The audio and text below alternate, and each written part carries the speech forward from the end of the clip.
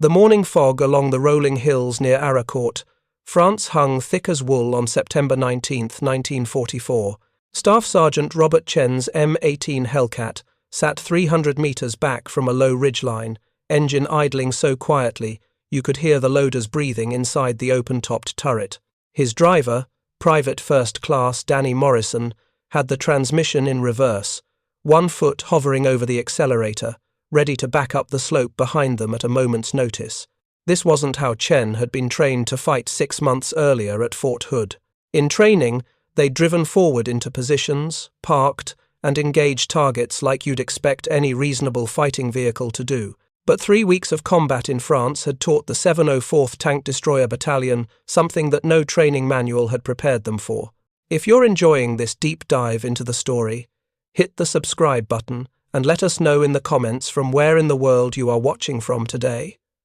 When you're sitting in a vehicle with armor thin enough that a determined man with a pickaxe could probably punch through it, you don't drive into an ambush position. You back into it. And when the shooting starts, you're already pointed towards safety. Chen had watched 2 Hellcats from Baker Company get destroyed the previous week because their crews tried to turn around after taking their shots. 17 tons of tank destroyer makes a lot of noise and takes precious seconds to pivot, and in those seconds, a German gunner gets time to aim. But when you're already facing your escape route, your driver just punches the accelerator, and you're gone before the enemy's gun even traverses. The math was brutally simple. Forward approach, 35-second escape time. Reverse approach, 12 seconds. In tank destroyer warfare, those 23 seconds were the difference between going home and going into a body bag. The tactical doctrine that would make American tank destroyers back into battle positions began not in the rolling hills of Lorraine, but in the panicked planning rooms of Washington, D.C. in 1940 and 41. When German panzer divisions carved through France in June of 1940, reaching the English Channel in just 10 days, American military planners watched the newsreels with genuine terror. The United States Army possessed roughly 400 tanks total, most of them obsolete light tanks mounting guns that couldn't threaten modern armor. Worse, American factories were churning out Buicks and Chevrolets, not combat vehicles. The industrial mobilization that would eventually drown the Axis in steel and fuel hadn't started yet. Brigadier General Andrew Bruce, appointed to head the newly formed Tank Destroyer Tactical and Firing Center in November 1941, looked at America's predicament and asked a heretical question. What if we can't build tanks fast enough or tough enough to stop German armor? What if we stop trying? The doctrine he championed represented a complete philosophical break from how everyone else fought armored warfare. Soviet heavy tanks had frontal armor measured in inches and counted on absorbing dozens of hits before falling. British tactics emphasized coordinated combined arms operations with infantry, artillery, and armor moving as a synchronized force. German doctrine perfected the blitzkrieg, using concentrated tank formations to punch through weak points and exploit breakthroughs. Bruce proposed something that sounded insane to European military theorists: build lightly armored vehicles that would hunt enemy tanks using speed and maneuver instead of steel. Give them powerful guns that could kill from ambush. Train crews to hit and disappear before return fire arrived. The critics called it suicide. Bruce called it pragmatic mathematics. For the cost of one heavily armored tank, American factories could build 3 tank destroyers. For every crew that learned to trade armor for mobility, the U.S. Army gained offensive capability without bleeding manufacturing capacity that was desperately needed elsewhere. The formal doctrine emerged in field manuals by December 1941. Tank destroyer battalions would operate independently from regular tank units, held in reserve until enemy armor threatened a breakthrough, then rushed forward to blunt the attack. They wouldn't hold ground, that was infantry's job. They wouldn't support advances, that was what tanks did. They had exactly one mission: kill enemy armor before it could exploit gaps in American lines. This singular focus shaped everything about how they trained and how they fought. Speed was essential because tank destroyers needed to reach threatened sectors faster than enemy tanks could exploit them. Firepower was essential because first shot kills eliminated the return fire problem.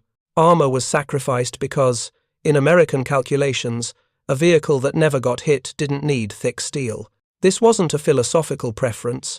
It was a doctrine built on the acknowledgement that America couldn't match German metallurgy or Soviet industrial capacity for heavy tanks. So they changed the rules of the game entirely.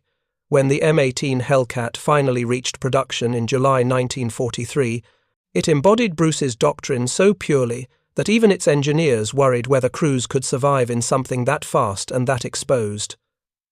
Maximum armor thickness, 1 inch on the front glacis, the sides, barely 3/4 of an inch.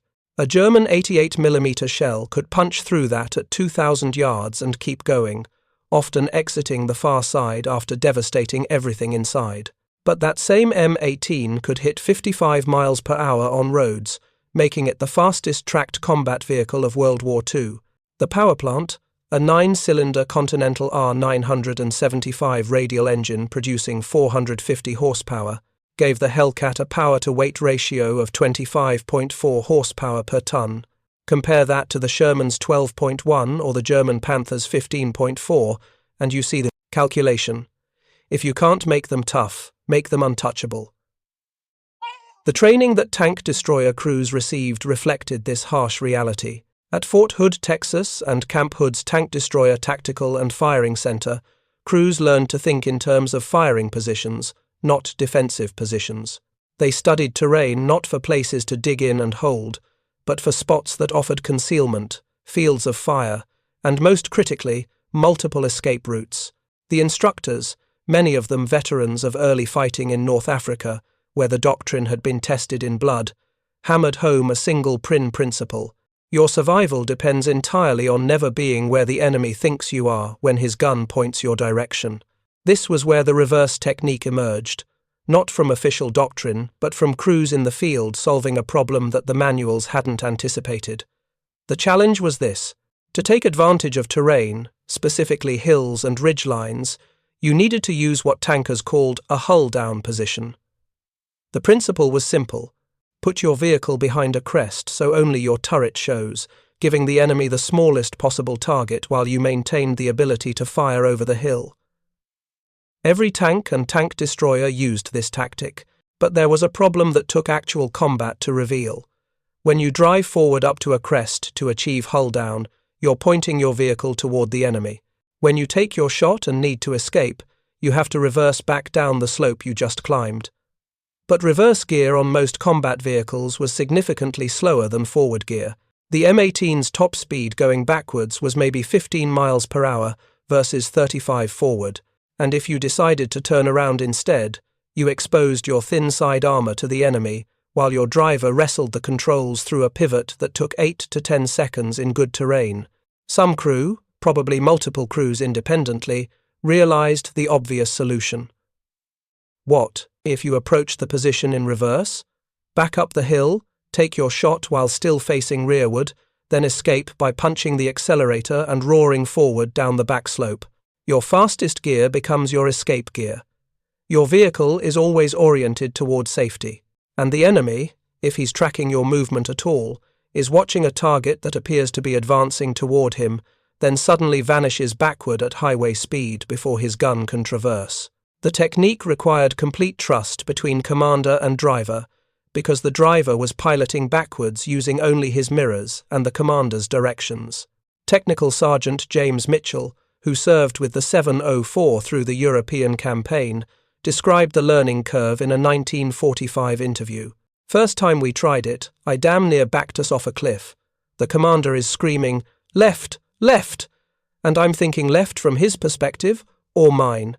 We worked out hand signals pretty quick after that. Pat the left shoulder, I go left. Pat the right, I go right. Fist up, I stop. Open hand down, I accelerate." The M18's transmission made this possible in ways that wouldn't have worked with heavier vehicles. The Torque-matic automatic transmission didn't require complex clutch work to shift between forward and reverse. The driver could transition smoothly.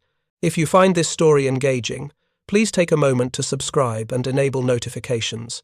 It helps us continue producing in-depth content like this, and the torque converter meant the engine's power was always available regardless of direction. Compare this to the German tanks American crews faced, which used manual transmissions that made reverse driving slow and awkward. A Panther could do maybe 7 miles per hour backwards, and that was if the driver was skilled. The Hellcat could hit 15 going backward and 55 going forward, and transitioning between them took less than a second.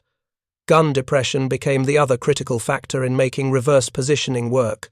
To fire from a hull-down position, your gun needs to point downward over the crest of the hill. This is measured in degrees from horizontal, called gun depression.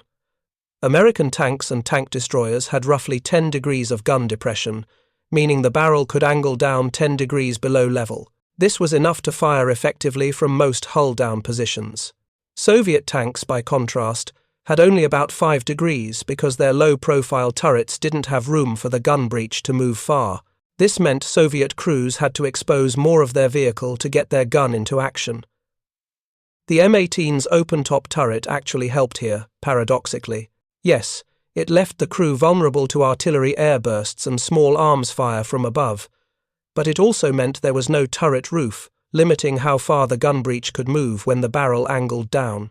The Hellcat could achieve its 10 degrees of depression from positions that would have required a fully enclosed turret to expose more of the hull. Combined with the reverse approach, this meant Hellcat crews could fire from positions where only the upper few inches of their turret were visible, take their shot, and vanish backward before enemy gunners even acquired the target properly.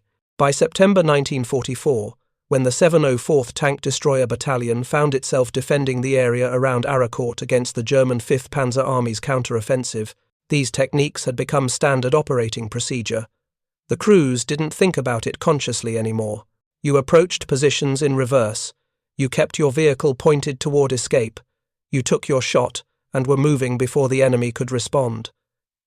It wasn't bravery or recklessness. It was cold, calculated survival mathematics. The terrain around Arracourt was perfect for this type of warfare and absolutely terrible for conventional tank battles.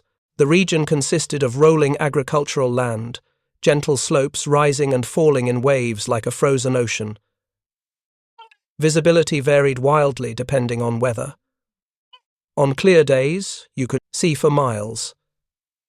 But in the morning fog that settled into the valleys, which happened more often than not in September, you couldn't see 50 meters. The Germans, attacking with the newly formed 111th and 113th Panzer Brigades, had numerical superiority. They'd assembled 262 tanks and assault guns for the counter-offensive, including over 100 Panther tanks fresh from the factory. Combat Command A of the 4th Armoured Division, commanded by Colonel Bruce Clark, had been ordered to hold an extended salient around Arracourt with a relative handful of forces. Clark had elements of the 37th Tank Battalion, some armoured infantry, engineers, artillery, and, crucially, Charlie Company of the 704th Tank Destroyer Battalion under Captain Thomas Evans. Clark's position was thinly held by design, an outpost line of armoured infantry and engineers supported by tanks and tank destroyers. The plan wasn't to create an impenetrable wall, it was to create a killing field where German armour would be channeled into engagement zones that favoured American advantages in artillery, air support, and rapid tactical mobility. The morning of September 19th began with fog so thick that sentries literally couldn't see their own hands at arm's length. This was both blessing and curse. The fog protected German armour from American fighter-bomber aircraft, which had been absolutely devastating in clear weather. But it also meant the German advance was essentially blind. Without proper reconnaissance units, the 5th Panzer Army was sending Panthers and Panzer IVs into unknown terrain with no intelligence about American positions. They were counting on shock and overwhelming force to carry the day. The first contact came at a crossroads near Les Ayes, about 5 miles northeast of Arracourt, where a section of Sherman tanks from the 37th Tank Battalion was posted. Out of the fog came a Panther tank, emerging, at point-blank range, hardly 75 yards away. The American Shermans destroyed it and 2 more Panthers in seconds, but the remaining German tanks turned south, which meant they were heading straight for Combat Command A's headquarters in Arracourt itself. If they broke through, they'd overrun Clark's command post and collapse the entire defensive position. Captain William Dwight, the liaison officer between Combat Command A and the 37th Tank Battalion, was driving his jeep between command posts when he spotted the German column approaching from Moncourt. He raced back to warn Colonel Clark, who immediately realized how perilous the situation was. Clark literally walked down to where Charlie Company, 704 Tank Destroyer Battalion, had established its staging area and found Captain Thomas Evans. What happened next became a textbook example of why tank destroyer doctrine worked and why the reverse positioning technique was essential. Evans had 3 platoons of M18 Hellcats, roughly 12 vehicles total. Clark needed them to stop or at least slow down a German armoured column that probably numbered 24 tanks. Evans' crews had already prepared their positions using the reverse technique. They'd identified several ridgelines and hills that offered hull-down opportunities, and they'd backed their Hellcats into position so they were already facing their escape routes. Lieutenant Robert Leiper commanded 3rd Platoon, which was positioned along high ground north of Arracourt. His 5 Hellcats were spaced roughly 150 metres apart, each hull down behind a different section of ridgeline. Each vehicle reversed into position so the gun faced forward, but the vehicle faced backward. Leiper had walked the ground the previous day, identifying not just primary firing positions but alternate positions and routes between them. This was the doctrine in action. 1 position, 1 shot, then move. Never let the enemy predict where you'll be. The German Panthers came through the fog in a loose column formation, moving with the confidence of forces that believed they had overwhelming superiority. They probably did, on paper. A Panther's 75mm gun could penetrate a Sherman's frontal armour from 1,500 yards. The Panther's own frontal armour, 100mm thick and sloped at 55 degrees, was effectively immune to anything the Americans had at typical combat ranges. But the Germans were advancing blind, and they were advancing into a prepared ambush, where every advantage they had on paper meant nothing. Leiper's gunner, Corporal Mike Angeli, tracked the first Panther through his telescopic sight as it emerged from the fog. Range, 300 yards. Angle of attack, almost pure broadside. The Panther's side armour was only 80mm thick, and at this range, the M18 76mm M1A1 gun had enough penetration to go through like a hot knife through butter. Leiper gave the fire command. The gun roared, the breech slammed back, and through the smoke Angeli watched the armour-piercing round strike the Panther's side just below the turret ring. Secondary explosion. The Panther shuddered, stopped, and began burning. Leiper was already screaming at his driver to move before the spent shell casing hit the turret floor. This was the critical moment. The Hellcat was already pointed downslope, already oriented for escape. The driver dropped into forward gear, and the 18-ton vehicle launched forward down the back of the ridge, accelerating from stationary to 30 miles per hour in about 5 seconds.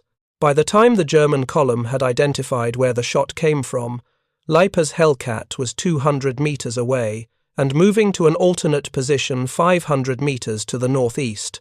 This happened simultaneously across Leiper's entire platoon. 5 M18s, 5 shots, 4 confirmed kills, and all 5 vehicles relocated before German return fire arrived. The German commanders, trying to coordinate through the fog, were dealing with an enemy that appeared, struck, and vanished like ghosts. They couldn't suppress positions with artillery because by the time fire missions could be called and executed, the Americans were gone. They couldn't maneuver to flank the American positions because they couldn't determine where those positions were. And every time they thought they'd identified a tank destroyer, it was already somewhere else, backing into another hull-down position for another shot. The battle that unfolded over the next several hours demonstrated both the power and the limitations of tank destroyer doctrine. When Evans' crews fought on their own terms, using mobility and prepared positions, they were devastatingly effective. The reverse positioning technique gave them that extra edge. Drive forward to escape meant they could engage, break contact, and reposition faster than any enemy could respond. But when German infantry closed on positions, or when Panthers managed to get into flat terrain where hull-down tactics didn't work, the M18's thin armour became a lethal liability. Staff Sergeant Chen, whose Hellcat we met at the beginning of this story, knocked out 3 Panthers that morning using the reverse technique. Each time, his driver Morrison backed them into a hull-down position. They waited for targets to appear. Chen called the shot, and Morrison drove them forward to the next position, before German gunners could acquire them. On the fourth engagement, a Panther got lucky. Chen's Hellcat was relocating, moving forward down a slope to reach another ridgeline, when a Panther commander who'd been tracking movement spotted them. The German gunner put a round into the M18 side armor at 400 yards. The shell penetrated, killed the loader instantly, and ignited ammunition. Chen, commanding from the turret, was thrown clear by the blast. Morrison, in the driver's seat, managed to bail out, through the hull hatch with severe burns. The bow gunner and the gunner didn't make it. Chen survived the war. His crew didn't. This was the mathematics of tank destroyer warfare. When the doctrine worked, it worked spectacularly. When it failed, thin armor meant total loss. By the end of September 19th, Charlie Company, 704 Tank Destroyer Battalion, had destroyed or disabled over a dozen German tanks. They'd lost 2 M18s with 7 killed and 4 wounded. The German 113th Panzer Brigade, which had begun the day with roughly 45 tanks, had been effectively crippled as a cohesive fighting unit. The following days would see continued fighting, but the pattern was set. German armor, advancing without proper reconnaissance and without understanding American defensive tactics, was being channeled into killing zones where tank destroyers could engage from optimal positions. The reverse technique, which had emerged from crew improvisation and field experience, proved essential to this success. After-action reports from Arracourt specifically noted that Hellcat platoons using reverse positioning had significantly better survival rates than those attempting conventional forward approaches. The mathematics was documented. Crews using reverse tactics averaged 12 to 15 seconds from shot to full displacement. Crews using forward positioning averaged 30 to 38 seconds. In that time differential, German gunners could acquire and engage targets. The reverse technique quite literally saved hundreds of American lives during the Lorraine campaign. Thank you for watching. For more detailed historical breakdowns, check out the other videos on your screen now, and don't forget to subscribe.